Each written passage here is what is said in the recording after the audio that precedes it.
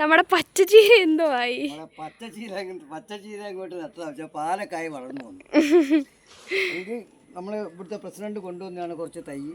അപ്പോൾ പുള്ളി പറഞ്ഞ രീതിയിൽ തന്നെ ഞങ്ങൾ നട്ട് വെള്ളമൊക്കെ നനച്ച്, പിന്നെ വലിയ വളമോ കാര്യങ്ങളൊന്നും ഇല്ലാതെ തന്നെ പെട്ടെന്ന് തന്നെ ഒരു 10-40 ദിവസമായി കാണില്ല, 10-40 ദിവസം കൊണ്ട് ഈ ലെവലിലായി. അപ്പോൾ ഇത് നാളെ ഞങ്ങളിവിടെ കറി വെക്കാനാണ് വിചാരിച്ചിരുന്നത്.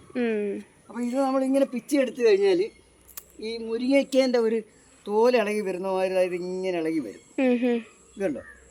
അപ്പോൾ അതുകൊണ്ട് അതാണ് ടേസ്റ്റ് കൊടുക്കുന്നത്. അപ്പോൾ അതുകൊണ്ട് അത് ഇളക്കാതെ നമ്മൾ കത്രിക കൊണ്ട് മുറിച്ചെടുക്കാനാണ് വിചാരിച്ചിരുന്നത്. മുറിച്ചെടുക്കാൻ കൊണ്ട് ഇതേപോലെ മുറിച്ചെടുക്കാം. പക്ഷേ ഇത് മുറിക്കുന്നതിനനുസരിച്ച് ഇത് പൊട്ടിക്കിളിക്കും.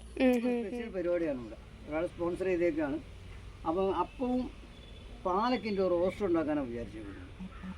അപ്പോൾ ഞങ്ങളിന്നത് കഴുകി വൃത്തിയാക്കി ഫ്രിഡ്ജിൽ വെച്ചതിന് ശേഷം നാളെ രാവിലെ ഞങ്ങൾ കഴിക്കും. ഇത് കഴിച്ചതിൻ്റെ കൂടെ ഞങ്ങൾ അറിയണ്ടേ, ഇത് പുറം രാജ്യങ്ങളിലൊക്കെ പോയി കഴിഞ്ഞാൽ അവർ പറയുന്നതാണ്, നമ്മൾ പോയിട്ടില്ല, അപ്പോൾ ആൾക്കാർ പറയുന്നതാണ് ഇതിന് ഒരു പ്ലേറ്റിന് 300-350 രൂപ വരെ വില വരുന്നുണ്ട് കറിക്ക് മാത്രം. അപ്പോൾ അത്രയും നല്ലൊരു സാധനമായി. അപ്പോൾ ഇത് നമ്മുടെ നാട്ടിൽ പിടിക്കുകയെന്ന് വെച്ച് കഴിഞ്ഞാൽ മറ്റ് വളങ്ങളൊന്നും ഇല്ലാതെ നമ്മുടെ നാട്ടിൽ ഇങ്ങനെ കൃഷി ചെയ്തത് പിടിപ്പിക്കാൻ വെച്ചാൽ നല്ലൊരു കാര്യമാണ്. ഇപ്പോൾ പൊട്ടിക്കിളിക്കുന്നതാണ് ഞങ്ങളുടെ ഉദ്ദേശം.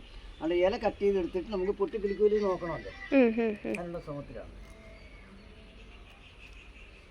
അപ്പം നാളെ പാലക്ക് കറിയാണെന്ന് അർത്ഥം. നാളെ പാലക്ക് കറി ഉണ്ടാക്കി കഴിച്ചതിന് ശേഷം ബാക്കി നാളെ പറയാം.